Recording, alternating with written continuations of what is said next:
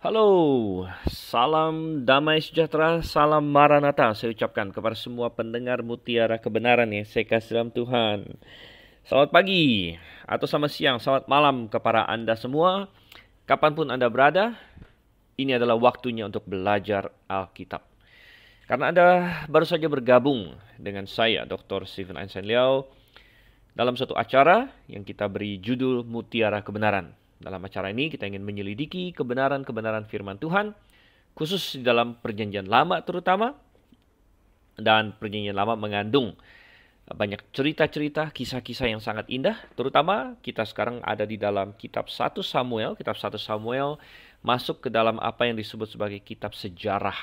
Itu di dalam pengelompokan modern sekarang. Orang Yahudi mengelompokkan 1 Samuel di dalam kitab nabi-nabi. Jadi lumayan menarik bahwa orang Yahudi tidak memiliki golongan yang disebut kitab sejarah gitu ya. Tetapi mereka hanya membagi Alkitab mereka perjanjian lama menjadi 3 bagian, yaitu hukum atau mereka sebut Torah. Torah artinya hukum. Kemudian Nabium atau kitab nabi-nabi, dan kemudian Ketubim. Ketubim adalah tulisan-tulisan kudus, tulisan-tulisan lainnya.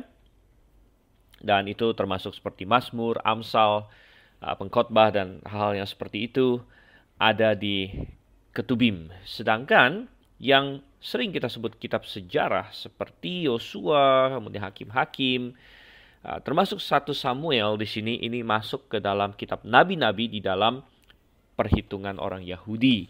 Dan orang Yahudi hanya membagi kitab nabi-nabi lebih lanjut menjadi 2 bagian, yaitu nabi-nabi awal dan nabi-nabi akhir. Dan 1 Samuel termasuk ke dalam nabi-nabi awal. Ini sangat menarik sekali. Ini masuk dalam nabi-nabi awal, tapi ini penuh dengan catatan kisah-kisah yang sangat luar biasa indah. Pertama mengenai Samuel, kelahiran dia, bagaimana Tuhan memakai Samuel untuk menolong Israel.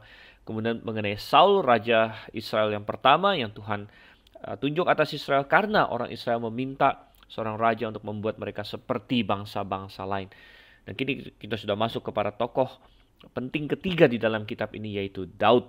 Dan Daud adalah orang yang Tuhan pilih menjadi raja yang berkenan kepada hati Tuhan. Inilah raja yang Tuhan persiapkan bagi Israel. Dan di beberapa pasal sebelumnya kita melihat bagaimana Daud sudah diurapi, tetapi saudara kasih Tuhan, perjalanannya tidak mulus tentunya. Karena awalnya dia luar biasa, dia diperlukan oleh Saul untuk membantu dia. Dan Saul juga pertamanya sangat mengasihi dia, terutama karena Daud berhasil mengalahkan Goliat. Suatu kisah yang luar biasa sekali. Namun kita tahu bahwa Saul ternyata karakter dia sudah berubah. Dia sudah bukan lagi seorang yang rendah hati, yang merasa dirinya kecil, tetapi dia sudah merasa sombong dan dia ingin mempertahankan kedudukan rajanya dengan segala cara, saudara kasih Tuhan. Dan bahwa dia tidak taat kepada Tuhan, makanya Tuhan dengan melalui Samuel telah menjatuhkan hukuman atas dia. Samuel sudah menyatakan firman Tuhan bahwa kerajaan akan diambil daripadamu, dan rupanya perkataan Samuel ini terus menghantui dia. Dia tidak mau tunduk kepada kuasa Tuhan. Dia tidak berpikir bahwa Tuhan yang telah menempatkan saya menjadi raja, maka Tuhan juga yang berhak untuk mengambil saya dari posisi saya sebagai raja, saudara kasih Tuhan. Dan ini satu hal yang perlu kita semua ingat selalu. Tuhan yang memberi, Tuhan yang mengambil. Kalau kita memiliki konsep seperti itu, kita tidak pernah akan pahit kepada Tuhan dan kepada manusia yang lain. Contoh yang indah sekali adalah Ayub. Ayub adalah orang yang kaya luar biasa. Dia memiliki harta yang begitu banyak. Dia adalah orang yang paling ternama di daerah dia. Namun dalam sekejap semuanya hilang, semuanya sirna, semuanya direbut orang, dirampok atau masuk ke dalam bencana. Namun Ayub hanya berkata bahwa aku lahir dengan telanjang, aku akan mati dengan telanjang. Tuhan yang memberi, Tuhan yang mengambil, dan Ayub tidak berdosa dalam hal itu, saudara kasih Tuhan. Dan Saul sebaliknya, Saul lupa bahwa Tuhan yang telah mengangkat dia menjadi raja, dan Tuhan punya hak untuk menurunkan dia sebagai raja kalau dia tidak taat kepada Tuhan. Dan dia tidak mau peduli tentang itu. Dia tidak menganggap Tuhan sebagai raja yang sesungguhnya atas Israel. Dan Tuhan menginginkan raja yang demikian, saudara. Tuhan menginginkan raja seperti Daud. Kita tahu, apakah Daud ada berbuat salah? Oh ya, Daud ada berbuat salah. Daud juga ada jatuh dalam dosa. Tapi Daud tidak pernah lupa bahwa walaupun dia adalah raja, Tuhanlah yang mengangkat dia menjadi raja. Dan Tuhan adalah raja yang sesungguhnya atas Israel. Dan ini bisa kita terapkan dalam kehidupan kita tentunya. Saudara kasih Tuhan, saya harap kita semua bisa melihat yang mana yang mau kita contoh. Nah, kadang-kadang secara teori kita tahu, kadang-kadang secara simple kita tahu, oh saya harus seperti Daud, saya jangan seperti Saul dan lain sebagainya. Tapi saudara, bagaimana kita menerapkan itu dalam kehidupan kita? Selalu mengucap syukur, selalu tahu bahwa Tuhan itu telah mengangkat kita, dan ya Tuhan punya hak juga untuk menurunkan kita ketika itu penting bagi kita. Sebenarnya kalau Saul dia setuju kepada Tuhan, Tuhan aku sudah salah, baiklah engkau tidak mau aku jadi raja lagi. Mungkin Tuhan masih punya rencana lain untuk dia, saudara.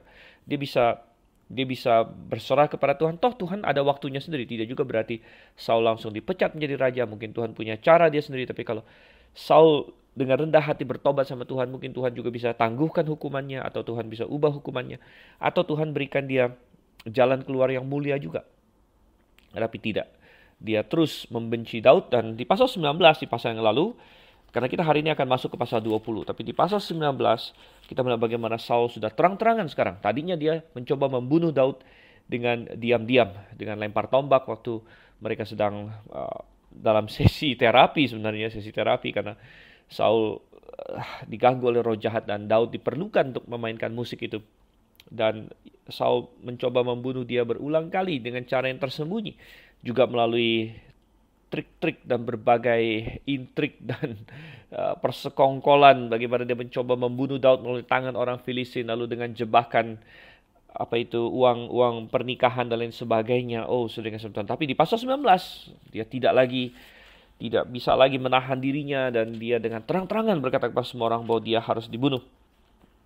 Dan walaupun dia sempat diyakinkan oleh anaknya Yonatan yang adalah sahabat baik Daud untuk menangguhkan itu sementara waktu, namun akhirnya dia tidak kuasa juga untuk membendung kejahatan di dalam hatinya, dan Daud terpaksa lari bahkan dari rumahnya sendiri, lari dari istrinya, dari Michal yang masih membantu dia, dan Saul sampai mengirim pasukan, namun Tuhan intervensi, dan orang-orang yang dikirim oleh Saul semuanya dikuasai oleh roh Tuhan.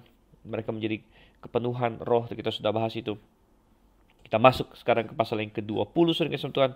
Mari kita buka Alkitab kita di 1 Samuel pasalnya yang ke-20. Dan sebelum kita membaca pasal ini, kita akan berdoa. Bapa di surga, kami mengucap syukur Tuhan untuk kasih setiamu pada kami. Engkau yang kiranya menolong supaya kami bisa makin maju, makin belajar, makin mengerti akan firman-Mu. Dan pelajaran-pelajaran yang di dalamnya, baik itu pelajaran doktrinal, baik itu pelajaran praktikal, semuanya bisa kami pakai untuk kemajuan dan pertumbuhan kami. Kami berdoa di dalam nama Yesus Kristus. Amin. Oke, kita lihat pasalnya yang ke-20 sekarang. Ayat 1 dan ayat 2. Maka larilah Daud dari Nayot dekat Rama, sampailah ia kepada Yonatan, lalu berkata, apakah yang telah kuperbuat? Apakah kesalahanku dan apakah dosaku terhadap ayahmu sehingga ia ingin mencabut nyawaku? Tetapi Yonatan berkata kepadanya, jauhlah yang demikian itu. Engkau tidak akan mati dibunuh. Ingatlah, ayahku tidak berbuat sesuatu, baik perkara besar maupun perkara kecil, dengan tidak menyatakannya kepadaku. Mengapa ayahku harus menyembunyikan perkara ini kepadaku? Tidak mungkin. Oke, jadi ingat di pasal yang lalu, Daud lari dari rumahnya sendiri, dari istrinya, dari Michal. Dia lari kepada Samuel, dan mereka lalu tinggal di suatu tempat namanya Nayot dekat Rama. Dan ketika Saul tahu bahwa Daud ada di situ, dia mengirim bergelombang-gelombang prajurit untuk menangkap Daud. Tetapi Tuhan melindungi Daud. Setiap gelombang prajurit yang datang selalu tidak berhasil, karena mereka dikuasai oleh roh Tuhan, sehingga mereka jadi tidak mampu melakukan tugas mereka. Mereka malah dikuasai roh Tuhan untuk bernubuat. Sampai akhirnya Saul turun tangan sendiri. Dia pikir, ini prajurit-prajurit saya kok bodoh sekali begitu, mungkin dalam pikiran dia. Prajurit-prajurit saya ini tidak becus, untuk tangkap satu orang saya tidak bisa, jadi saya akan turun tangan sendiri. Namun manusia tidak bisa melawan Tuhan. Dan ketika Saul sampai, dia pun dikuasai roh Tuhan sedemikian rupa, sehingga dia juga bernubuat, dan dia jadi tidak mampu melakukan apa yang dia mau lakukan. Dan kita sudah bahas sedikit di sesi yang lalu bahwa Tuhan bisa mengintervensi kehendak bebas manusia. Nah, saya adalah orang yang percaya kehendak bebas, bukan karena saya meninggikan manusia, tapi karena Alkitab mengajarkannya, saudara kasih Tuhan. Alkitab mengajarkan kehendak bebas dengan sangat tegas sekali. Tapi bukan berarti Tuhan tidak bisa intervensi kehendak bebas manusia. Oh, jelas bisa. Jelas Tuhan bisa intervensi kehendak bebas manusia. Tapi ketika Tuhan mengintervensi kehendak bebas manusia, maka dia tidak lagi akan dituntut bertanggung jawab untuk apa yang Tuhan intervensi tersebut, saudara. Ya, ketika Tuhan baik itu baik ataupun buruk, gitu ya. Makanya ketika misalnya di sini Saul, ya dia diintervensi oleh Tuhan sehingga dia bernubuat itu adalah hal yang baik, dan dia tidak jadi menangkap Daud, tapi dia tidak jadi menangkap Daud dan dia bernubuat tidak akan dihitung sebagai pilihan Saul yang baik, begitu tidak akan masuk ke dalam pahala dia bahwa oh Saul berhasil untuk menekan kejahatan dalam hatinya, dia menang atas cobaan dan sebagainya. Tidak akan dicatat demikian, ya, karena itu bukan dari diri dia sendiri, melainkan memang Tuhan intervensi dalam saat itu. Tuhan istilahnya memaksa dia, gitu ya. Tuhan membypass kehendak bebasnya Saul. Apakah Tuhan punya hak melakukan itu? Ya, jelas Tuhan punya hak melakukan itu. Kita semua adalah ciptaan Tuhan. Tuhan punya hak untuk membypass, memveto istilahnya begitu ya, kehendak bebas kita kapanpun. Kita masih ingat cerita lain, Nebukadnezar diveto Tuhan juga kehendak bebasnya sehingga dia diubah menjadi lembu, saudara kasih Tuhan. Tentu semua yang dia lakukan sewaktu dia menjadi lembu, ya itu tidak dihitung sebagai pilihannya Nebukadnezar, gitu. Demikian juga apa yang Saul lakukan di sini ketika kehendak bebas dia diveto oleh Tuhan istilahnya, juga tidak akan dihitung sebagai tanggung jawab dia ataupun pahala dia di sini. Nah, dari Nayot di situ, itu adalah tempat peristiwa itu terjadi. Daud lari. Kita baca di sini, Daud lari dari Nayot. Nah, kenapa dia lari, saudara Tuhan? Ya mungkin Daud sadar bahwa dia tidak mungkin juga selamanya di Nayot. Karena Nayot adalah, kalau dia selamanya di Nayot, berarti Saul akan tahu dia ada di mana. Dan dia akan terus kirim orang. Karena Saul paranoid dan dia satu kali tidak berhasil, dia akan kirim terus. Nomor satu, itu akan membuat Daud tidak bisa tenang. Dia hidup di situ, dia terus diincar. Dan mungkin dia juga merasa bahwa kapan Saul akan sadar dari itu vetonya Tuhan atas kehendak bebasnya. Mungkin kapan Saul akan sadar dan lain sebagainya. Dan akhirnya Daud lari dari Nayot. Dia tahu dia tidak bisa di Nayot terus. Dan sekaligus dia juga punya tujuan lain. Dia ingin ketemu dengan sahabat dia, yaitu Yonatan. Dan itu yang terjadi. Dia lari ke Yonatan di sini. Dan ini sangat penting bagi Daud karena dia ingin tahu. Dia ingin tahu apakah Yonatan masih adalah sahabatnya. Dan kita akan melihat di pasal ini betapa pentingnya memiliki seorang sahabat yang sejati, seorang yang mendukung kita, menolong kita. Dan puji syukur bahwa Daud dalam situasi hidupnya yang paling parah dia hadapi hingga saat ini, karena apa yang dia hadapi ini jauh-jauh lebih berat daripada waktu dia melawan singa, melawan beruang, bahkan ketika dia melawan Goliat sekalipun. Ketika dia melawan Goliat, yang dia lawan adalah musuh luar, orang tak bersunat, orang yang jelas-jelas adalah musuh Tuhan, orang yang memang perlu dihadapi di pertempuran, medan pertempuran. Dan Daud tahu cara melakukan itu. Tetapi sekarang yang dia hadapi adalah Saul. Saul adalah raja Israel yang mestinya bukan musuh. Dia adalah bahkan mertua dia sendiri. Dia bahkan dia adalah bapak dari istrinya. Dia adalah seorang pahlawan. Dan Saul sejelek-jeleknya dia sudah berulang kali juga dipakai oleh Tuhan untuk menyelamatkan Israel. Dan bapak dari sahabat dia sendiri. Jadi bukan hanya bapak istrinya, bapak dari sahabatnya. Jadi mertua dia, raja Israel. Bagaimana mau menghadapi Saul yang seperti ini, yang mau membunuh dia, saudara kasih Tuhan. Ini adalah suatu jurang yang begitu dalam, yang di dalamnya Daud merasa dia terperosok dalam suatu situasi yang tidak mungkin dia bisa hadapi. Dan betapa pentingnya ada penguatan di sini, betapa pentingnya ada orang yang menguatkan Daud. Dan Yonatan adalah orang yang Tuhan sediakan bagi Daud untuk melakukan itu. Kita akan melihat pentingnya pelayanan Yonatan bagi Daud di pasal ini. Dan Daud sampai kepada Yonatan, dia berkata, oke, apa yang telah aku perbuat? Dan ini pertanyaan yang fair, saudara kasih Tuhan. Apa yang telah aku perbuat? Mungkin Daud merasa bingung kenapa Saul mencoba membunuh dia. Padahal di pasal-pasal sebelumnya kita sudah baca bagaimana Daud bertindak dengan sangat bijaksana. Dia tidak mencari keuntungan dia sendiri. Dia tidak menuntut. Ya, bahkan ingat bahwa ketika dia mengalahkan Goliat, sebenarnya dia punya hak untuk menikah salah satu anak putrinya Saul. Karena itu adalah janji yang diberikan, gitu kan. Janji yang diberikan dan bahkan dia berhak juga untuk menjadi kaya raya karena juga dijanjikan bahwa dia akan dikasih uang yang banyak. Tapi sepertinya Daud tidak pernah menuntut hak tersebut. Ya. Dia masih merasa diri orang miskin, berarti dia tidak menuntut harta yang banyak dari Saul.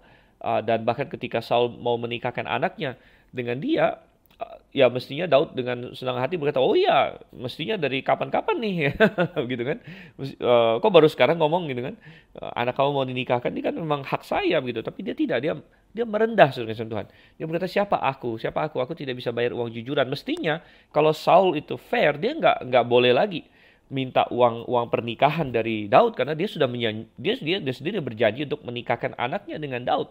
Mestinya dia berkata, oke, ya ini memang hadiah, ini memang sesuatu yang aku sudah janjikan. Jadi mestinya dia tidak boleh menuntut uang pernikahan dari Daud. Jadi waktu itu dia menuntut 100 kulit katan Filistin, itu adalah suatu trik dan suatu niat jahatnya Saul sebenarnya di situ. Tapi di sisi Daud kita melihat bagaimana dia tetap begitu humble, begitu rendah hati, dan dia sudah berusaha. Saya yakin Daud tahu bahwa Saul itu terutama ketika Saul mulai membenci dia, lempar tombak segala macam, dia tahu Saul ini paranoid dan Saul ini mendengki kepada dia, dan Daud sudah berusaha untuk low profile sudah dengan Tuhan. Dia menunjukkan bahwa dia tidak mengincar jabatannya Saul, tapi Saul tetap gila. Dia karena ya itulah yang sudah sering saya katakan bahwa hati yang jahat akan berpikiran jahat tentang orang lain karena kita mengasumsikan orang lain punya hati yang jahat juga begitu. Jadi bagaimana kita memikirkan orang lain seringkali adalah refleksi dari diri kita sendiri sebenarnya. Ini satu hal yang luar biasa. Oleh karena itu, firman Tuhan selalu berkata, apapun juga yang kamu ingin orang lain perbuat bagimu, perbuatlah seperti itu kepada mereka. Ini tidak salah. Tidak salah karena ya Tuhan yang mengatakannya di situ. Apa yang telah aku perbuat? Daud bilang di ayat 1 yang tadi kita baca ini. Dan bahkan dia bilang, kalau aku memang ada salah, kenapa begitu kan? Kenapa? Ya, dan mestinya kalau ada kesalahan dia kasih tahu aku begitu. Nah, ketika Yonatan mendengar ini, dia kaget begitu. Dia bilang, nggak mungkin. Jauhlah yang demikian, kau tidak akan mati dibunuh. Nah, kenapa Yonatan bisa berkata demikian? Apakah dia terlalu naif?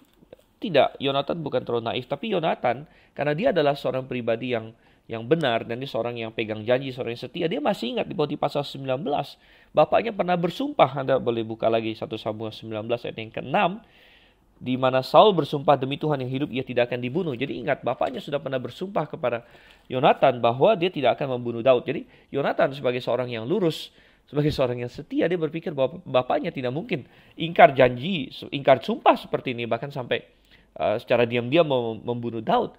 Nah, dia tidak sadar bahwa Saul sudah jauh berbeda dari dirinya dan dari Daud. Dia sudah merusak karakternya.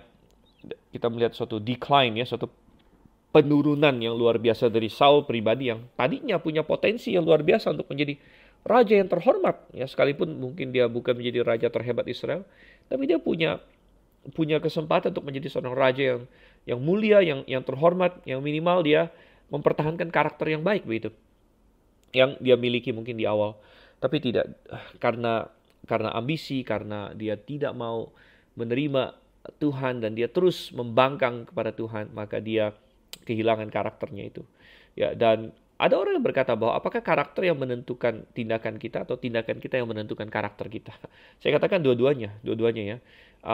Karakter kita akan menuntun kita untuk melakukan sesuatu. Tapi karakter kita bukanlah sesuatu yang sudah terpatri di dalam batu istilahnya begitu. Karakter kita bukan sesuatu yang ditakdirkan. Melainkan karakter kita adalah sesuatu yang bisa kita latih dan kita pilih. Bagaimana cara kita membentuk karakter kita?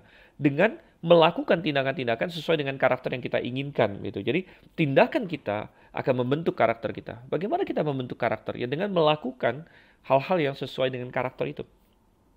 Dan ketika kita melakukan hal-hal yang sesuai dengan karakter itu, maka karakter kita akan berkembang gitu, akan mengikuti tindakan-tindakan kita. Jadi ya banyak orang sering bingung, oh dia berlaku seperti itu karena karakternya begini. Benar, karakter kita begini, misalnya karakter kita A, karakter kita misalnya, ambil saya contoh, karakter seorang yang baik misalnya. Dia akan baik hati misalnya ya, dia akan cenderung untuk melakukan tindakan-tindakan yang baik hati gitu. Tapi kalau misalnya karena satu dan lain hal dia sempat berbuat jahat. Misalnya awalnya dia berbuat jahat karena dia merasa terpaksa. Ada ada tuntutan, ada lain sebagainya. Dia akhirnya melakukan satu kejahatan. Itu merusak karakter dia yang baik. Ya. Dan itu akan membuatnya lebih mudah melakukan yang jahat selanjutnya. Dan kalau dia terus lakukan itu, dia terus jatuh dalam dosa seperti itu. Misalnya tuntutan membuat dia harus berbuat jahat berkali-kali gitu. Maka itu akan mengubah karakter dia, saudara-saudara. Itu akan mengubah karakter kita. Nah, jadi karakter kita akan mencondongkan kita melakukan sesuatu. Ya. Tetapi kita bisa bertindak melawan karakter kita.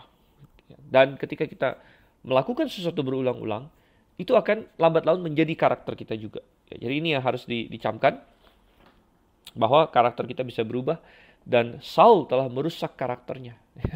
Tadinya dia seorang yang sepertinya sangat lurus di hadapan Tuhan. Ya, bahkan tidak segan-segan membunuh demi Tuhan bahkan. Ya. Kalau ada yang dianggap bersalah di hadapan Tuhan, sekalipun aku atau anakku, kami harus mati. Masih ingat nggak? Di pasal-pasal sebelumnya, Saul pernah bersumpah demikian di hadapan Tuhan dan sebagainya. Namun karena dia telah merusak karakter dia, karena dia membangkang terus kepada Tuhan, demi ambisi dia, demi hal-hal lain, dia membangkang kepada Tuhan terus-menerus, maka karakter dia sudah rusak. Dan dia tidak segan-segan lagi melanggar janjinya. Dia sudah bersumpah, Daud tidak akan dibunuh. Tapi sekarang dia mencoba sekuat tenaga membunuh Daud. Padahal dia tidak sadar bahwa sumpah yang dia sempat ucapkan itu secara tidak dia sadari Tuhan akan genapi, bahwa Daud memang tidak akan dibunuh. Ya, Tuhan akan lindungi Daud sampai dengan kematiannya nanti karena dia tua begitu ya. Oke, jadi Yonatan bilang, aku tidak tahu ini, aku tidak tahu. Rupanya bapaknya telah diam-diam. Kirim orang untuk ke Nayot, kirim orang untuk mengawasi rumahnya Mikal dan sebagainya. Itu dilakukan dengan diam-diam tanpa dikasih tahu kepada Yonatan. Ayat yang ketiga kita lihat di sini. Tetapi Daud menjawab, katanya, ayahmu tahu benar bahwa engkau suka kepadaku, sebab itu pikirnya tidak boleh Yonatan mengetahui hal ini, nanti ia bersusah hati. Namun demi Tuhan yang hidup dan demi hidupmu, hanya satu langkah jaraknya antara aku dan maut. Jadi Daud menjelaskan bahwa Saul ini pintar gitu. Biasanya orang yang jahat itu dia memakai kepintarannya untuk kejahatan. Jadi Saul pintar, dia tahu bahwa kalau dia kasih tahu Yonatan sangat suka kepada Daud, dia pasti akan cegah aku atau dia akan bocorkan kepada Daud. Jadi dia tidak mau kasih tahu Yonatan gitu. Ada satu perkataan di sini di ayat 3 dikatakan, demi Tuhan yang hidup, katanya, hanya satu langkah jaraknya antara aku dan maut. Ini memperlihatkan betapa berbahayanya kondisi Daud. Dan dia sudah alami ini berkali-kali. Nomor satu, ketika ingat Saul lempar tombak kepada Daud. Wow, ini luar biasa. Ingat, Saul itu bukan kaleng-kaleng, saudara-saudara. Istilah sekarang ya. Saya baru berapa tahun ini tahu juga ada istilah kaleng-kaleng itu. Wah, bukan kaleng-kaleng, maksudnya bukan sembarangan punya gitu, bukan kualitas rendahan. Jadi Saul ini bukan prajurit kaleng-kaleng, dia bukan prajurit sembarangan, dia adalah prajurit yang hebat. Ketika dia lempar tombak, biasanya itu kena, saudara. Biasanya kena itu, tapi karena satu lain hal, wow, Daud bisa mengelakkannya. Luar biasa sekali. Bukan hanya itu, mungkin prajurit-prajurit yang diutus untuk mengejar Daud, ya, hampir saja, selangkah saja dia terlambat. Misalnya waktu dia lari dari rumahnya sendiri, bagaimana dia bisa turun dari jendela. Mungkin tidak lama sesudah itu, tempat itu sudah dijaga dengan lebih ketat lagi dan sebagainya. Kita tidak tahu. Pokoknya satu langkah jaraknya antara aku dan maut. Dan saudara kesempatan, walaupun ini menggambarkan kondisi Daud yang penuh mara bahaya, tapi sebenarnya kalau kita mau pikir-pikir, ini benar untuk kita semua, saudara kesempatan. Seberapa jauh kita dengan maut? Ya, tidak ada satu orang pun tahu. Sebenarnya antara kita dan maut hanya selangkah saja. Baru beberapa bulan yang lalu saya masih ingat ada orang kirim video WA kepada saya. Dan di video WA itu digambarkan nih suatu tragedi yang terjadi di Indonesia, kalau saya nggak salah, di salah satu kota di situ, di mana ada satu lampu merah yang sangat biasa. Kebetulan nih gambar ini diambil oleh CCTV. Satu lampu merah yang sangat biasa, semua mobil yang lagi merah semua dengan rapi, dengan motor-motornya, ya, mereka menunggu untuk hijau. Namun tiba-tiba dari belakang mereka ada satu bus besar yang kalau kita lihat ternyata remnya blong, saudara-saudara. Remnya blong. Jadi kita bisa melihat si supirnya panik. Jadi dia berusaha untuk mengerem tapi tidak bisa, dan dia tabrak itu semua serentetan berapa banyak mobil dan motor itu. Habis dihajar oleh suatu bus yang sangat besar sekali. Dan kita bisa memperkirakan berapa banyak orang yang mati di situ. Saudara, sebenarnya setiap hari, setiap saat, ya, hanya ada selangkah antara kita dengan maut, saudara yang kasih Tuhan. Um, kita tidak tahu apa yang bisa terjadi. Ya, memang tahun ini saya merekam ini tahun 2022. Ya, pandemi sudah 2 tahun. Ya, angka sudah turun, nanti naik lagi, ada Omikron, nanti ada varian ini, varian itu. Ya, saat saya merekam ini ada sebagian orang mulai bilang, oh mulai naik lagi, ada varian baru dan lain sebagainya.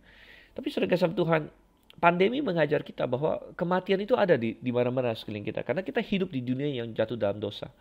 Dan sebenarnya untuk semua manusia bisa dikatakan bahwa hanya satu langkah jaraknya antara aku dan maut, saudara. Bisa itu virus, bisa itu bencana alam, bisa itu kecelakaan, bisa tiba-tiba serangan jantung, apapun bisa terjadi. Juga belum lama ini, saya ingat saya merekam ini 2022 pertengahan, belum lama ini ada kabar di Indonesia yang cukup menyedihkan bahwa anak dari Bapak Ridwan Kamil, yaitu Gubernur Jawa Barat, gitu kan, yaitu Eril namanya, mati tiba-tiba, mati karena lagi berenang di Swiss, di sungai sana, tiba-tiba, ya padahal dia seorang perenang yang hebat, dia seorang yang bisa berenang, saudara, dia punya lisensi untuk menyelam dan lain sebagainya, tapi entah kenapa pada saat itu, entah itu dia kram, entah itu sungainya tiba-tiba deras, entah apa yang terjadi, kita tidak bisa tahu persisnya. Tapi tiba-tiba dia hanyut dan mati, saudara kasih Tuhan. Jasadnya ditemukan beberapa belas hari kemudian. Jadi benar-benar hanya ada satu langkah jaraknya antara aku dan maut. Ini benar untuk kita semua. Sehingga pertanyaan yang jauh lebih penting adalah, sudahkah kita siap? Sudahkah kita siap untuk menghadap Tuhan? Ya, kalau bisa kita mati saat ini, dan kita harus memastikan bahwa kita sudah diselamatkan. Dan satu-satunya cara manusia bisa diselamatkan adalah melalui pengorbanan Yesus Kristus di atas kayu salib. Dia sudah mati bagi kita dan bangkit bagi kita. Dia mati di kayu salib, dikuburkan 3 hari 3 malam, kemudian bangkit kembali. Dan itu adalah hal yang penting bagi kita. Oke, dan kita melihat di sini, lanjut lagi ayatnya yang keempat. Yonatan berkata kepada Daud, apapun kehendak hatimu, aku akan melakukannya bagimu. Nah, ini memperlihatkan betapa persahabatan yang luar biasa. Dan sebagai seorang teman, dia bukan hanya menenangkan Daud dengan kata-kata, tapi dia berkata, apa yang bisa aku lakukan bagimu? Yonatan tahu bahwa Daud saat ini membutuhkan pertolongannya, membutuhkan supportnya, dan dia berkata, oke, apa yang bisa aku lakukan? Aku akan lakukan bagimu. Ini adalah persahabatan sejati, ini adalah menolong yang sejati, bukan hanya ngomong saja, tapi dia rela untuk melakukan apa yang perlu dilakukan. Ayat yang kelima, lalu kata Daud kepada Yonatan, kau tahu besok bulan baru, maka sebenarnya aku harus duduk makan bersama-sama dengan raja. Jika engkau membiarkan aku pergi, maka aku akan bersembunyi di padang sampai lusa petang. Apabila ayahmu menanyakan aku, haruslah kau katakan, Daud telah meminta dengan sangat kepadaku untuk pergi dengan segera ke Bethlehem, kotanya, karena di sana ada upacara pengorbanan tahunan bagi segenap kaumnya.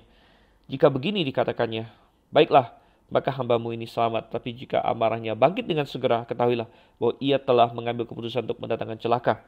Jika demikian, tunjukkanlah kesetiaanmu kepada hambamu ini. Sebab engkau telah mengikat perjanjian di hadapan Tuhan dengan hambamu ini. Tetapi jika ada kesalahan padaku, engkau sendirilah membunuh aku. Mengapa engkau harus menyerahkan aku kepada ayahmu? Tetapi jawab Yonatan, jauhlah yang demikian itu, sebab jika aku ketahui dengan pasti bahwa ayahku telah mengambil keputusan untuk mendatangkan celaka kepadamu, masakan aku tidak memberitahukannya kepadamu. Lalu bertanyalah Daud kepada Yonatan, siapakah yang memberitahukan kepadaku apabila ayahmu menjawab engkau dengan keras? Kata Yonatan kepada Daud, marilah kita keluar ke padang. Maka keluarlah keduanya ke padang. Lalu berkatalah Yonatan kepada Daud, demi Tuhan Allah Israel, besok atau lusa, kira-kira waktu ini aku akan memeriksa perasaan ayahku. Apabila baik keadaannya bagi Daud, masakan aku tidak akan menyuruh orang kepadamu dan memberitahukannya kepadamu? Tetapi apabila ayahku memandang baik untuk mendatangkan celaka kepadamu, beginilah kiranya Tuhan menghukum Yonatan. Bahkan lebih lagi daripada itu, sekiranya aku tidak menyatakannya kepadamu dan membiarkan kau pergi sehingga engkau dapat berjalan dengan selamat. Tuhan kiranya menyertai engkau seperti ia menyertai ayahku dahulu. Jika aku masih hidup, bukankah engkau akan menunjukkan kepadaku kasih setia Tuhan? Tapi jika aku sudah mati, janganlah engkau memutuskan kasih setiamu terhadap keturunanku sampai selamanya. Dan apabila Tuhan melenyapkan setiap orang dari musuh Daud dari muka bumi, janganlah nama Yonatan terhapus dari keturunan Daud, melainkan kiranya Tuhan menuntut balas daripada musuh-musuh Daud. Dan Yonatan menyuruh Daud sekali lagi bersumpah demi kasihnya kepadanya, sebab ia mengasihi Daud seperti dirinya sendiri. Oke, Baik, jadi kita melihat di sini, ya setelah mereka bercakap-cakap sebentar dan Daud ingin tahu apakah dia bisa kembali lagi ke istana atau tidak. Dan ini adalah satu pertanyaan yang sangat penting. Setelah peristiwa di Nayot di mana Saul mengirim pasukan dan bahkan Saul sendiri datang, mungkin Saul punya rencana lain. Mungkin Saul berkata, ya susah aku menangkap dia di luar. Yaudah aku adem sebentar, santai sebentar, biar Daud pulang. Ya, biar Daud mengira bahwa sudah lewat lah, mungkin Saul gila sebentar ya, nanti akan reda juga. Nanti kalau Daud sudah pulang, sudah di istana, sudah masuk ke rumahnya atau menghadap Saul, nah ini dia mau lari kemana lagi gitu kan? Maka pada saat itu baru ditangkap. Nah itu sudah tidak ada kesulitan begitu, tidak ada Samuel untuk melindungi dia dan lain sebagainya. Dan mungkin Saul berpikir seperti itu, sehingga Daud harus bisa mendapatkan kepastian di sini. Sebenarnya saya masih bisa pulang nggak gitu. Dan istilah pulang ini memang tepat karena ingat dia sudah menikah dengan Mikal. Rumah dia adalah di dekat Saul sebenarnya. Dan kalau dia tidak bisa pulang lagi, ya, suatu kehidupan yang sulit menanti dia. Karena dia nggak bisa kemana-mana sudah dengan Tuhan. Dia kehilangan sahabat, dia kehilangan istri, dia akan kehilangan segala privilege istana yang mestinya dia nikmati karena dia adalah seorang bangsawan sekarang. Karena pernikahan dia adalah pahlawan Israel. Bahkan dia adalah panglima Israel yang paling hebat. Ya, pemimpin pasukan-pasukan Saul dan lain sebagainya. Jadi dia akan kehilangan semua itu. Dan dia perlu tahu apakah dia bisa pulang atau tidak. Dan ini adalah salah satu cara dia, salah satu alasan dia datang kepada Yonatan juga. Dan akhirnya Daud berkata begini, oke, besok bulan baru. Nah, bulan baru, ya kita tahu bahwa kalender Israel itu kalender yang berdasarkan bulan. Jadi mereka, kalau kita adalah kalender matahari, oleh karena itu kita ada 365 hari. Sedangkan orang Israel dulu kalendernya kalender bulan, 360 hari kira-kira. Dan mereka satu bulannya ya 30 hari gitu. Dan bulan baru adalah ketika bulan menghilang. Gitu ya. Nanti kalau di pertengahan bulan adalah bulan purnama, kemudian menunggu bulan baru lagi ketika bulan hilang lagi. Gitu. Dan orang Israel mereka punya acara pada bulan baru. Biasanya mereka ada pesta untuk bulan baru, ya, dan itu dilakukan sesuai dengan perintah Tuhan juga. Dan ini ada disinggung juga di dalam misalnya Kolose 2 ayat 16. Anda buka Kolose 2 ayat 16, ini berbicara mengenai di masa perjanjian baru, kita tidak perlu lagi merayakan hal-hal seperti ini. Walaupun di perjanjian lama ini dirayakan. Kalau Anda baca Kolose 2 ayat 16, karena itu janganlah kamu biarkan orang menghukum kamu mengenai makanan atau minuman atau mengenai hari raya, bulan baru ataupun hari Sabat. Jadi perhatikan hari raya, bulan baru atau hari Sabat. Jadi bulan baru adalah salah satu perayaan di Israel dulu. Setiap bulan mereka ada perayaan.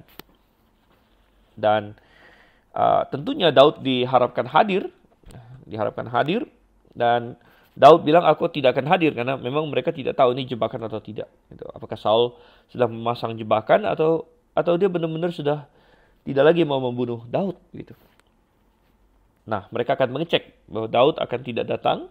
Kalau misalnya Saul fine-fine saja, ya mungkin dia sedih bahwa Daud tidak datang, tapi dia tidak marah. Dia berkata, oke lah, mungkin Daud punya urusan dan sebagainya. Bahkan Daud sudah kasih tahu urusannya apa. Urusannya adalah dia akan pergi ke Bethlehem. Dan ini bukan tidak harus kebohongan, karena Daud bisa saja memang pergi ke Bethlehem juga.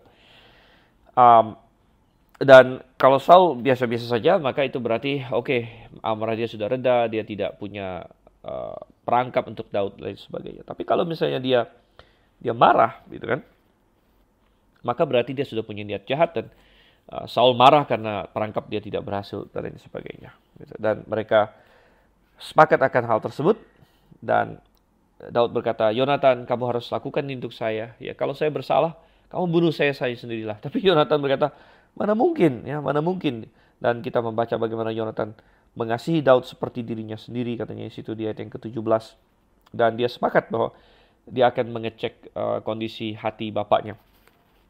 Dan tinggal ada masalah sekarang bagaimana mereka akan berkomunikasi satu dengan yang lain, karena Saul kita tahu pasti juga curiga dengan anaknya dan mungkin akan menyuruh orang memata-matai anaknya, akan menyuruh orang untuk melihat anaknya kemana. Kalau anaknya ada berhubungan dengan Daud, maka dia bisa tahu Daud ada di mana dan kemudian akan mengejarnya begitu. Tetapi kita melihat di sini Yonatan memiliki suatu cara di sini, dia berjanji. Nah, caranya nanti akan kita lihat di ayat 18 dan selanjutnya. Tapi intinya dia berkata bahwa Tuhan akan menyertai engkau, dikatakan ya di ayat yang ke-13 di sini. Tuhan kiranya menyertai engkau seperti Ia menyertai ayahku dahulu. Dan disinilah pentingnya peran seorang teman, seorang sahabat saudara kasih Tuhan. Bukan saja menolong, tapi yang penting adalah menguatkan seseorang di dalam Tuhan. Ya.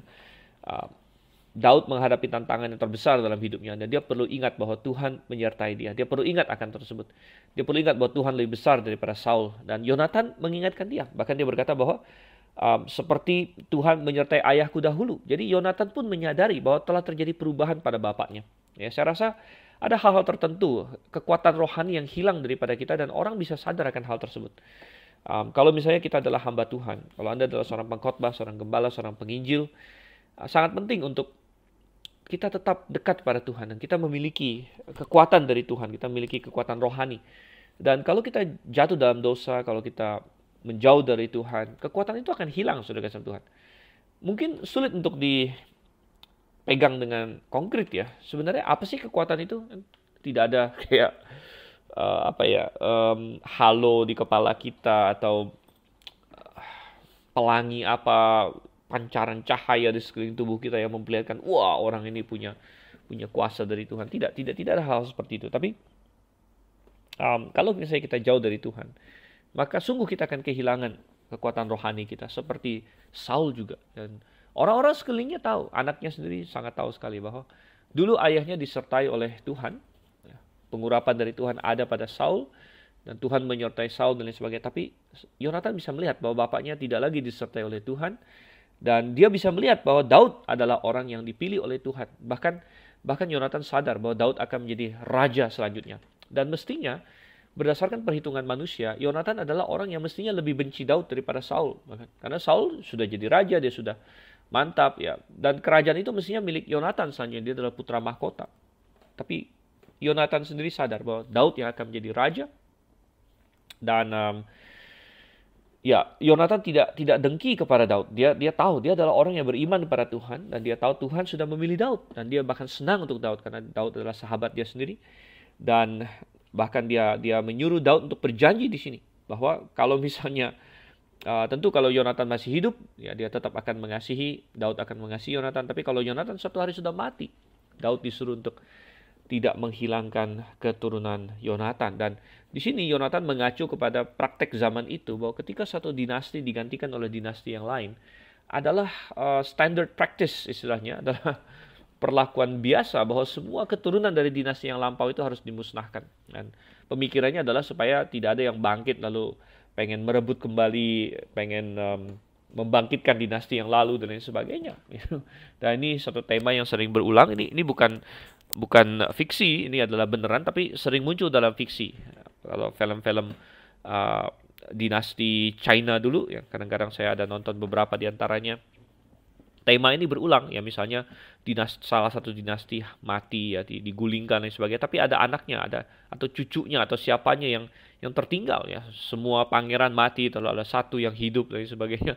Maka yang hidup ini bisa bangkit kembali dan membalaskan begitu. Jadi biasanya adalah standard practice, adalah policy biasanya semua dinasti yang baru memusnahkan semua keturunan yang lama gitu. Dan kalau enggak bahaya katanya, bahaya. Dan ini sempat terjadi juga dalam sejarah Israel sebenarnya, yaitu ketika Atalia dia ingat ya, Atalia ini adalah putrinya Ahab sebenarnya yang berhasil menikah dengan masuk kerajaan Yehuda, dan ketika suaminya mati dia membunuh semua anaknya sendiri, saudara-saudara. Semua anaknya, semua cucunya dia bunuh. Wow, tega sekali wanita ini ya. Semua anaknya, bahkan anaknya sendiri, saudara-saudara. Dia bunuh, tentu juga anak-anak semua selir-selir yang lain pasti dia bunuh juga. Dan apa yang terjadi, saudara-saudara Tuhan? Ada satu yang lolos, ya, yaitu Yoas. Ya, Yoas yang lolos. Dan memang akhirnya ketika Yoas 8 tahun, ya, karena masih ada keturunan dari raja, akhirnya penjaga-penjaga istana diyakinkan untuk memberontak waktu itu dan membunuh Atalia, gitu ya. Tapi Yonatan dengan Daud berbeda, dan Yonatan berkata, Wow, jangan sampai seperti itu katanya. Karena ada kasih antara Daud dengan Yonatan. Dan ini nanti akan terbukti bahwa ketika Daud menjadi raja, dia tidak memusnahkan keturunan Saul sama sekali. Bahkan akhirnya dia ketemu dengan seorang anak Yonatan namanya Mephiboset. Itu akan belakang kita lihat mungkin di 2 Samuel nanti. Dan Daud menunjukkan kasih yang luar biasa kepada Mephiboset di situ. Oke, kita lanjutkan lagi. Ayatnya yang ke-18 kita akan melihat bagaimana Yonatan memikirkan suatu cara bagaimana dia bisa berkomunikasi dengan Daud. Kemudian berkatalah Yonatan kepadanya, besok bulan baru, maka engkau nanti akan ditanya sebab tempat dudukmu akan tinggal kosong. Tetapi lusa engkau pasti akan dicari. Engkau harus datang ke tempat engkau bersembunyi pada hari peristiwa itu dan duduklah dekat bukit batu. Maka aku akan memanahkan 3 anak panah ke samping batu itu seolah-olah aku membidik suatu sasaran. Dan ketahuilah, aku akan menyuruh bujangku, pergilah mencari anak-anak panah itu. Jika tegas ku katakan kepada bujang itu, lihat anak-anak panah itu lebih kemari, ambillah, maka datanglah. Sebab demi Tuhan yang hidup engkau selamat dan tidak ada bahaya apa-apa. Tapi jika begini ku katakan kepada orang muda itu, lihat anak-anak panah itu lebih ke sana, maka pergilah sebab Tuhan menyuruh engkau pergi. Tentang hal yang kita janjikan itu, antara aku dan engkau sesungguhnya Tuhan ada di antara aku dan engkau sampai selamanya. Oke, jadi ini adalah taktik yang mereka sepakati. Mereka ada tempat yang mereka sudah tahu rupanya. Dan nanti Yonatan akan memakai alasan dia pergi memanah. Dan ini alasan yang sangat wajar karena Yonatan seorang pahlawan. Dia sering latihan dan lain sebagainya. Dan mereka sudah sepakat dengan kata-kata kode tertentu yang akan mereka katakan satu kepada yang lain. Dan ini yang mereka sepakati. Kita lanjutkan lagi ayatnya yang ke-24 di situ ya. Sesudah itu bersembunyilah Daud di padang. Ketika bulan baru tiba, duduklah raja pada meja untuk makan. Raja duduk di tempatnya seperti biasa dekat dinding. Yonatan berhadapan dengan dia. Abner duduk di sisi Saul, tapi tempat Daud tinggal kosong. Dan Daud tidak berkata apa-apa pada hari itu, sebab pikirnya barangkali ada sesuatu yang terjadi kepadanya, mungkin ia tidak tahir. Ya, tentu ia tidak tahir. Oke, tibalah masa perjamuan di bulan baru. Mereka bikin acara, mereka makan-makan. Apalagi ini keluarga raja pasti ya lumayan baik makanannya. Semua ada tempatnya. Dan Daud, ya walaupun dia dari keluarga yang miskin, tapi sebenarnya pada saat itu posisi dia sudah terhormat. Karena dia sudah menjadi menantu raja. Bahkan dia juga adalah pemimpin dari pasukan-pasukan Israel. Jadi dia punya tempat di meja raja. Mestinya dia duduk di sekitar situ. Di situ ada Saul, ada Abner panglimanya, ada Yonatan seberangan dengan dia. Yonatan adalah putra mahkota, jadi duduk berseberangan dan lain sebagainya. Maka kita lihat di sini tempat Daud kosong katanya. Tempat Daud kosong dan kita lihat Saul ternyata memperhatikan ya, karena memang Saul punya rencana jahat untuk Daud. Saul memperhatikan, namun di hari pertama ini dia belum ngomong apa-apa. Dia pikir, wah ini pasti tidak tahir. Maksudnya tidak tahir adalah karena untuk perjamuan-perjamuan ini semuanya adalah perjamuan di hadapan Tuhan. Jadi seseorang harus tahir dan orang bisa tidak tahir macam-macam. Kalau dia kebetulan tidak kena dengan mayat, dia menjadi tidak tahir. Kalau seorang perempuan misalnya dia lagi mens, dia tidak tahir. Ya, seorang laki-laki kalau dia kena kepada perempuan yang mens dan sebagainya, dia juga tidak tahir. Ada beberapa peraturan yang semua yang ada dicatat di dalam kitab imamat dan lain sebagainya. Jadi mungkin Saul berpikir, mungkin ada sesuatu terjadi padanya, gitu kan? Atau misalnya ada kerabat seseorang yang mati, ya, lalu dia kena kepada mayat juga tidak tahir. Jadi macam-macam alasan dipikir, mungkin dia tidak tahir. Dan biasanya kalau orang tidak tahir, dia ada diatur cara pentahiran diri, dia harus membasuh diri dan lain sebagainya. Dan dia tidak tahir sampai dengan matahari terbenam. Sesudah matahari terbenam dia menjadi tahir lagi. Jadi besok harinya dia sudah tahir lagi, gitu. Oke. Jadi Saul berpikir, dia tidak tahir satu hari, ya besok dia akan datang. Kita lanjutkan lagi di ayat yang ke-27. Tetapi pada hari sesudah bulan baru itu, pada hari yang kedua, ketika tempat Daud masih tinggal kosong, bertanyalah Saul kepada Yonatan anaknya, mengapa anak Isai tidak datang makan, baik kemarin maupun hari ini? Jawab Yonatan kepada Saul, Daud telah meminta dengan sangat kepadaku untuk pergi ke Bethlehem, katanya. Biarkanlah aku pergi, sebab ada upacara pengorbanan bagi kaum kami di kota, dan saudara-saudaraku sendirilah yang memanggil aku. Oleh sebab itu jika engkau mengasihi aku, berilah izin kepadaku untuk menengok saudara-saudaraku. Itulah sebabnya ia tidak datang ke perjamuan raja. Lalu bangkitlah amarah Saul kepada Yonatan anaknya, katanya, anak sundal yang kurang ajar. Bukankah aku tahu bahwa engkau telah memilih pihak anak Isai dan itu noda bagi kau sendiri dan bagi perut ibumu? Sebab sesungguhnya selama anak Isai itu hidup di muka bumi, engkau dan kerajaanmu tidak akan kokoh. Dan sekarang suruhlah orang memanggil dan membawa dia kepadaku, sebab ia harus mati. Tetapi Yonatan menjawab Saul, ayahnya itu, katanya kepadanya, mengapa ia harus dibunuh? Apa yang dilakukannya? Lalu Saul melemparkan tombaknya kepada Yonatan untuk membunuhnya. Maka taulah Yonatan bahwa ayahnya telah mengambil keputusan untuk membunuh Daud. Oke, dan benar, keesokan harinya Daud tidak datang lagi. Dan Saul di sini dia tahu, dia merasa ada yang tidak benar dan dia berkata kepada Yonatan, kemana Daud? Kemana Daud? Dan Yonatan sudah mempersiapkan jawaban. Dia bilang bahwa Daud pergi ke Bethlehem karena ada upacara korban di sana. Dan sekali lagi ini tidak harus suatu kebohongan ya. Bisa saja memang ada upacara di Bethlehem dan bisa saja memang Daud ada pergi sebentar juga ke sana begitu.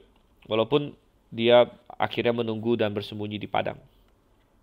Tapi intinya Yonatan berkata, dan kalau kita membaca jawaban Yonatan, dia dengan hati-hati menekankan kepada bapaknya bagaimana dia mengasihi Daud dan lain sebagainya. Jadi jawaban dia sudah diplomatis dan penuh dengan petunjuk kepada Saul bahwa ini orang yang aku kasihi begitu. Tetapi Saul bangkit amarahnya. Dan kenapa dia bangkit amarahnya? Ya karena dia punya rencana jahat yang gagal. Dia punya rencana bahwa kalau Daud hadir di situ, dia akan segera ditangkap dan akan dibunuh, saudara kasih Tuhan. Sehingga apa yang terjadi di sini menggagalkan rencananya. Dan dia pikir bahwa Yonatan tahu akan rencananya dan sengaja menyuruh Daud pergi begitu. Ingat sekali lagi, orang jahat selalu berasumsi orang lain juga sama jahatnya begitu kan. Jadi dia pikir Yonatan tahu akan rencananya dia untuk membunuh Daud dan sengaja melepaskan Daud. Sehingga dia berkata begini, anak sundal yang kurang ajar. Wow, ini luar biasa karena ini memaki istrinya sendiri sebenarnya. Anak sundal yang kurang ajar katanya. Kenapa dia berkata begini? Mungkin maksud dia adalah bahwa dengan memihak kepada Daud, Yonatan sepertinya menyangkal garis keturunan dia sendiri gitu kan. Mestinya Yonatan kan seperti yang tadi kita singgung, mestinya Yonatan sebagai putra mahkota dia yang paling marah kepada Daud begitu. Kalau dia sadar bahwa Daud akan jadi raja selanjutnya, mestinya Yonatan yang paling marah. Tetapi ketika Yonatan malah mendukung Daud, seolah-olah Yonatan itu menyangkali hak kerajaan dia, seolah-olah kalau begitu Yonatan menyangkali keabsahan keputra mahkotaan dia begitu. Jadi seolah-olah Yonatan itu menjadikan dirinya anak haram begitu, bahwa dia tidak mau dan tidak rela untuk berjuang mempertahankan hak kerajaan dia, hak kemahkotaan dia begitu. Jadi kita melihat Saul di sini memaki dia anak sundal yang kurang ajar, ya. Yang sebenarnya memaki istrinya sendiri di sini. Dan bukankah aku tahu bahwa engkau telah memilih pihak anak Isai dan itu noda bagi kau sendiri dan bagi perut ibumu. Sekali lagi, intinya Saul mungkin berpikir bahwa dia berlaku baik demi anaknya. Ya, oh ini demi anak saya. Gitu. Kadang-kadang kita menipu diri kita sendiri. Ketika kita melakukan suatu hal yang jahat, yang salah, kita sering mencari alasan pembenaran gitu kan. Oh ini demi ini dan sebagainya. Demi ini. Kadang-kadang demi anak adalah yang paling sering kita lakukan. Oh saya bekerja mati-matian sampai saya nggak ke gereja demi anak. Ya, anak dijadikan alasan saudara Tuhan untuk apa? Untuk melanggar firman Tuhan gitu kan. Saya berbuat begini demi istri, demi anak, demi suami dan sebagainya. Tapi kalau kita melanggar firman Tuhan, demi siapapun itu salah. Demi siapapun itu salah. Ya, dan dia berkata, ya, Saul berkata, sesungguhnya selama anak Isai itu hidup di muka bumi, engkau dan kerajaanmu tidak akan kokoh di sini ya. Intinya bahwa Saul dia pikir dia melakukannya demi anaknya, tapi sebenarnya dia melakukan untuk dirinya sendiri. Ya, di atas semua yang lain dia melakukannya untuk dirinya sendiri. Yonatan membela Daud di sini. Dia tahu sangat penting untuk membela Daud. Ya, jadi bukan hanya mendukung Daud secara rahasia, tapi dia berani mendukung Daud secara umum, di muka umum. Dan mengingat bahwa Daud adalah tipologi Kristus, maka apa yang Yonatan lakukan di sini, ini adalah tipologi apa yang orang percaya lakukan. Ya. Jadi kita harus berani mengakui Daud sebagai orang yang kita kasihi di hadapan manusia. Tuhan Yesus pernah berkata bahwa barang siapa menyangkal aku di hadapan manusia, aku akan menyangkal dia di hadapan Bapakku. Barang siapa mengakui aku di hadapan manusia, aku akan mengakui dia di hadapan Bapakku. Yonatan di sini mentipologikan orang percaya yang beriman. Dia tidak malu untuk berkata, aku mengasihi Daud. Daud tidak ada salahnya. Ya, dan kita juga harus berani di hadapan manusia berkata, aku mengasihi Tuhan Yesus Kristus. Aku adalah pengikutnya dan dia adalah Tuhan, dia tidak bersalah, dia mati disalib oleh orang berdosa seperti Saul di sini mencari kematian Daud. Dan apa yang terjadi? Saul marah sekali, dia ambil tombak dan ini memperlihatkan bagaimana hati dia sudah begitu gelap dan dikuasai, bahkan dia mencoba membunuh anaknya sendiri. Dia lemparkan tombak, ya untung saja gagal. Entah kenapa ya Saul lempar tombak ini kurang jago atau apa gitu. Tadi kan kita sudah bilang dia bukan prajurit kaleng-kaleng sebenarnya. Tapi namanya ketika hati dia membara, ya ketika dia dikuasai kejahatan, dia tidak mampu juga mengeluarkan kemampuan dia. Daud mengelak, Yonatan mengelak. Dan ya Yonatan di sini berani membela Daud, berani berkata, aku di pihak Daud. Memang aku di pihak Daud. Ya. Dan ingat sekali lagi ini tipologi akan Tuhan Yesus. Tuhan pernah berkata, barang siapa lebih mengasihi ayahnya, ibunya, istrinya, anak-anaknya, saudara-saudaranya, hartanya, bahkan nyawanya sendiri lebih daripada aku, tidak layak bagiku, Tuhan bilang. Dan ya, kalau penganiayaan belum datang, kita belum tahu siapa yang lebih kita kasihi. Tetapi hal-hal seperti ini akan teruji ketika penganiayaan datang. Tapi sebelum tunggu penganiayaan datang, cobalah kita pikirkan dalam keseharian kita. Mustahil kita bilang, oh nanti kalau saya dianiaya, kalau sudah ada pistol di kepala saya akan setia sama Tuhan Yesus. Tapi untuk hal yang lebih kecil saja kita tidak berani setia dengan Tuhan. Ada orang yang karena ketakutan akan COVID, ya sampai hari ini, ya, ini saya tahun 2022, saya nggak tahu Anda mendengar ini kapan. Sampai 2020, pandemi sudah 2 tahun, sudah divaksin, mungkin sudah pernah kena COVID ya, tapi masih ketakutan dan itu dijadikan alasan untuk tidak datang kebaktian. Ya, tidak datang kebaktian, tidak mau datang kebaktian. Oh takut, saudara sama Tuhan, takut. Oh saudara, kalau kita takut mati karena COVID dan tidak mau ke gereja karena COVID dan sebagainya, apa jaminannya bahwa kalau misalnya benar-benar pistol ditodongkan di kepala kita, ya pistol ditodongkan di kepala kita, dan Anda disuruh menyangkal Tuhan, bahwa Anda tidak akan menyangkal Tuhan. Gitu. Toh demi ada hal-hal yang lebih kecil, ya, yang kita tidak berani bayar. Ya. Kalau misalnya Anda takut rugi sekian puluh juta atau sekian ratus juta atau entah berapa banyak, dan Anda kalau demi Tuhan saya akan rugi dan Anda takut sehingga Anda tidak melakukan yang mestinya Anda lakukan, Anda lebih mencintai uang akhirnya, maka saudara kasih Tuhan, Anda tidak akan bisa, ya, ketika penganiayaan yang sebenarnya datang, Anda tidak akan bisa bertahan gitu. Oke, lanjut lagi di sini ayat 34. Sebab itu Yonatan bangkit dan meninggalkan perjamuan itu dengan kemarahan yang bernyala-nyala. Pada hari yang kedua bulan baru itu ia tidak makan apa-apa sebab ia bersusah hati karena Daud, sebab ayahnya telah menghina Daud. Pada waktu pagi keluarlah Yonatan ke padang bersama-sama seorang budak kecil sesuai dengan janjinya kepada Daud. Berkatalah ia kepada budaknya, larilah, carilah anak-anak panah yang kupanahkan. Baru saja budak itu berlari, maka Yonatan melepaskan sebatang anak panah lewat kepala budak itu. Ketika budak itu sampai ke tempat letaknya anak panah yang dilepaskan Yonatan itu, maka berserulah Yonatan dari belakang budak itu, katanya, bukankah anak panah itu lebih ke sana? Kemudian berserulah Yonatan dari belakang budak itu, ayo cepat, jangan berdiri saja. Lalu budak Yonatan memungut anak panah itu dan kembali kepada tuannya. Tapi budak itu tidak tahu apa-apa, hanya Yonatan dan Daudlah yang mengetahui hal itu. Sesudah itu Yonatan memberikan senjatanya kepada budak yang menyertai dia dan berkata kepadanya, pergilah, bawalah ke kota. Maka pulanglah budak itu, lalu tampillah Daud dari sebelah bukit batu. Ia sujud dengan mukanya ke tanah dan menyembah 3 kali. Mereka bercium-ciuman dan bertangis-tangisan. Akhirnya Daud dapat menahan diri. Kemudian berkatalah Yonatan kepada Daud, pergilah dengan selamat. Bukankah kita berdua telah bersumpah demi nama Tuhan demikian? Tuhan akan ada di antara aku dan kau, serta di antara keturunanku dan keturunanmu sampai selamanya. Sesudah itu bangunlah Daud dan pergi, dan Yonatan pun pulang ke kota.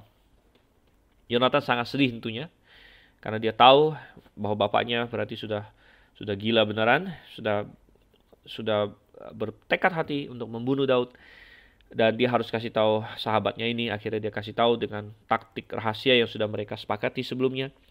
Tapi mereka bisa ketemu muka satu kali lagi, ya mungkin sesudah memastikan bahwa tidak ada orang yang mengikuti dan lain sebagainya, dan mereka harus mengatakan goodbye satu dengan yang lain. Dan ini adalah kali terakhir Yonatan ketemu Daud, kecuali ada satu kali terakhir lagi. Nanti mereka akan ketemu di akhir-akhir, menjelang akhir hidup Yonatan nanti ya. Dan betapa menyedihkan bahwa persahabatan yang begitu indah harus terhenti. karena dosa dan lain sebagainya. Dosa Saul, tetapi mereka tetap saling mengasihi satu dengan yang lain, dan Tuhan ada di antara mereka, katanya sini. Tuhan ada di antara mereka, sehingga mereka harus melepas satu dengan yang lain. Dan mulai dari sini adalah babak baru dalam hidup Daud. Dia bukan lagi di rumah ayahnya, bukan lagi gembala, bukan lagi di rumah Saul, bukan lagi orang yang dikasihi di Israel, yang semua orang mengeluh-ngeluhkan dia, tapi Saul. Ya, bukan hanya Saul akan mencoba membunuh dia, tapi Saul akan mencoba membunuh karakternya Daud. Dia akan menyebarkan segala macam gosip dan segala macam berita bahwa Daud begini dan begitu dan begini dan begitu. Dan kita membaca itu nanti di Mazmur, di mana Daud banyak mengeluh bahwa orang-orang menyerang dia dengan kata-kata, bahwa mereka berbicara bohong tentang dia dan sebagainya. Daud ada menyinggung itu dalam Mazmur-Mazmur yang dia tulis. Dan Daud tidak akan lagi punya rumah yang tenang. Sejak saat ini, dia harus lari menjadi seorang buronan. Dan mungkin kita bisa bertanya, bukankah Daud harusnya menjadi raja? Kenapa jadi begini? Nah, ini semua adalah bagian dari Tuhan mempersiapkan Daud sedang sama Tuhan. Dan betapa kita belajar satu pelajaran yang indah, bahwa hanya karena seseorang dalam kesusahan, bukan berarti dia di luar kehendak Tuhan. Ya, kadang-kadang adalah kehendak Tuhan kita mengalami kesusahan. Nah, kita harus selalu mawas diri. Kita tanya diri kita sendiri, apakah saya memang sedang mengikut Tuhan atau tidak? Dan kalau kita terus mengikut Tuhan, kita bisa saja dalam kesusahan. Tapi bedanya kalau kita di luar kehendak Tuhan, kesusahannya adalah hukuman, dan kita harus berbalik kepada Tuhan. Dan kalau kita tidak, kita akan terus kacau, sudah. Tapi kalau kita ada dalam kehendak Tuhan, dan kalaupun kita mengalami kesusahan, maka kesusahannya adalah bagian rencana Tuhan untuk membawakan kemuliaan yang besar bagi kita. Oke, saya harap renungan Mutiara Kebenaran hari ini menjadi berkat bagi Anda. Dan apakah Anda dalam kesusahan hari ini atau tidak? Yang paling penting adalah Anda dalam kehendak Tuhan. Oleh karena itu, mari kita tujukan hati kita pada Tuhan. Kita kejar terus kebenarannya, kejar terus firman-Nya. Sampai bertemu. Salam Maranatha.